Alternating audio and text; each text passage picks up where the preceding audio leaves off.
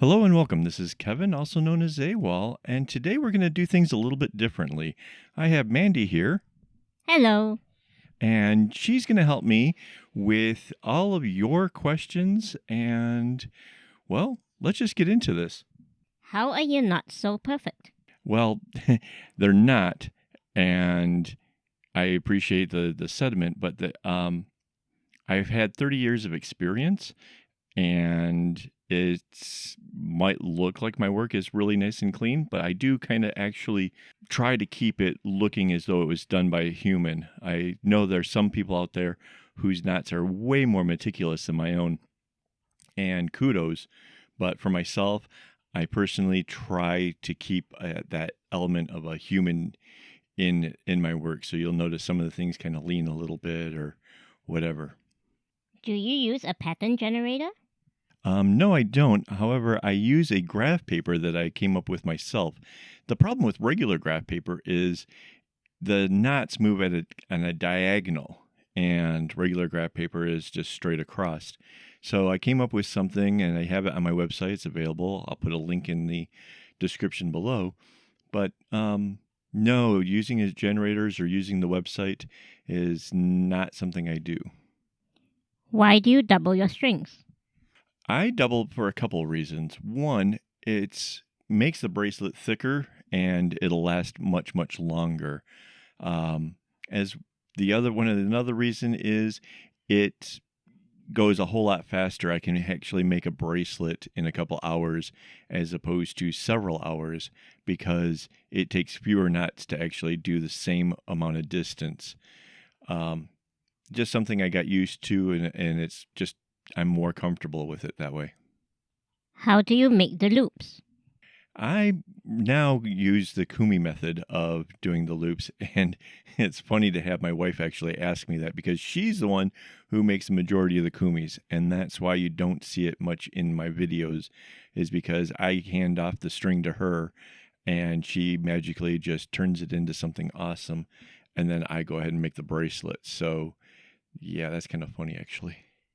How did you make the jump from making bracelets to making bags? Well, I had been playing around for a long time with making tubes because I thought that was kind of fun and interesting and it changes the pattern. And at one point, I was making these huge bracers. I guess that's the only way you could call it because it was more than just a bracelet. And they're just not popular, they don't sell. So I wanted something that would be, big and worthy and challenge my patience. And I realized that if you can make a cylinder, if you can make it close at the bottom well enough, it would make a nice bag. And lo and behold, that worked. And from there, I started making a lot of them. How do you make bags? I have made a number of them, and each one is basically different. It's me testing how different varied a variety of different ways of how one might actually put something together. So there is no one way to make a bag. And if you're interested, I would say to watch the playlist about making bags and see if there's any in there that strike you as something that you would want to try for yourself. Do you ever make bags from the bottom up? I have done that once, and it's actually a bag that I made for my wife. And personally, I'm not super fond of it, mostly because then all of the tassely ends, the bit, that I kind of want to hide the most is actually at the top of the bag, and it ended up using it for like to make the strap that goes over her shoulder. And every now and then I notice that there's, some of it's coming loose, and I kind of rather want to have my work to where it can last for years and years and you never see any bits that are coming undone or anything like that. That's why I work from the top downwards, and then when I seal it, that all ends up on the inside. How long does it take to make? That can vary. I have actually made a bag inside of a week and then made one that was equally the number of strings that took me almost 2.5 months. And it comes down to the pattern. If you have a easy pattern that you're very comfortable with, you'll find that it goes much, much quicker. That said, any bag still is a ton of work, and that's basically why they are relatively expensive. If you check my shop, you'll notice that it's a lot cheaper to just buy a bracelet, I suppose. How do you have so much patience? I don't have patience, and that's honest to God truth. And it's because I don't have patience and I'm so eager to see my work completed that I actually manage to make such big projects. How did I not think of this before? I get this question all over the place, whether it was making a mask or variety of bracelets or tubes or whatever it is. And I think the difference is one, I am always thinking, what else can I make? What else could I do? Is for one. And two, I was very enthusiastic in my drafting class back in junior high, and he taught me how to take flat materials like paper and be able to turn it into various shapes like boxes and whatever. And from there, I've been able to use that to help myself design bags and things to carry my coffee and all kinds of stuff. And I really think it came from that education back in junior high. Can I buy what you make? A lot of what I make is for sale. However, I do make things for myself or for my Patreon people, or just, things that were meant for here. So anything that's in my shop, obviously you can do that. If it's something that I've made, like say my coffee holder or something like that, you're more than welcome to make an inquiry about me making you one, but not everything is for sale. Do you ship internationally? I do. In fact, I'm here in Singapore, and I would have to say that a bulk of my orders actually go to the United States. Other than that, we've had Canada and just all kinds of places around the world. So, yes, absolutely. What length of strings do you use? Well, now I pretty much take a skein, which is 8 meters, and I cut it into thirds. However, for the bulk of my career, I was cutting it into quarters, which limits how much I can use any given color, but it was very, very frugal and made it so that way I didn't waste too much string. Now I tend to waste a little bit more, but it gives me a freedom of being able to pretty much go crazy with the pattern and not have to worry about running out of any color at any given point. How would you know how much string is needed to make a bag? I struggle with this almost every single time I make a bag. It's about finding out how much string makes up a size.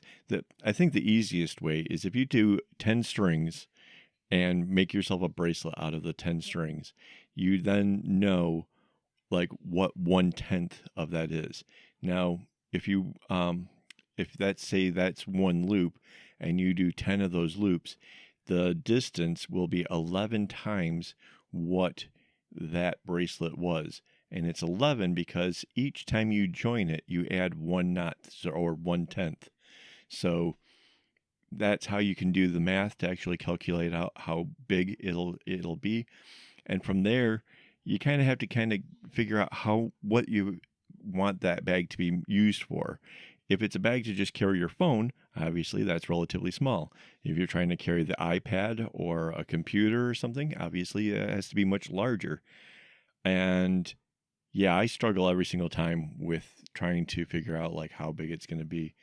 And I think my wife actually helps me with the math for that the most. How big is your easel? I have an easel that is about 42 cm or about 16 inches across. Um, it sits about, I don't know, 9 cm, couple inches high.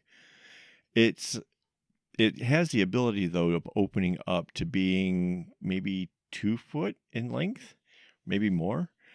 Um, it's super handy. I definitely recommend it. It definitely saves on, the whole neck muscles and back muscles and having better posture is definitely a thing. I do have some other easels as well.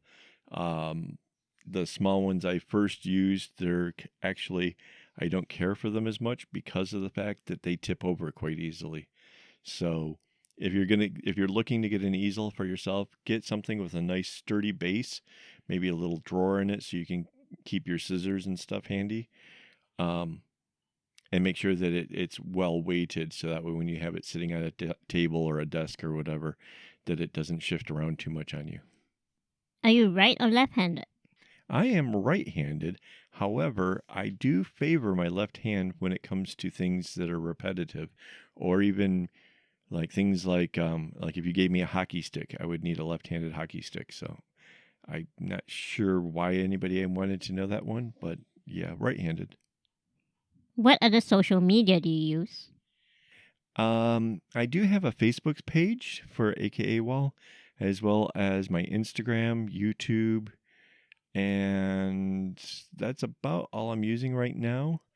Um, I really kind of I'm trying to favor my YouTube because it's the one thing that makes it most likely that I'll ever actually earn an income from this. Oh, and I do have Patreon, of course. So thank you for my Patreon supporters for making all of this stuff possible. Do you make alpha patterns?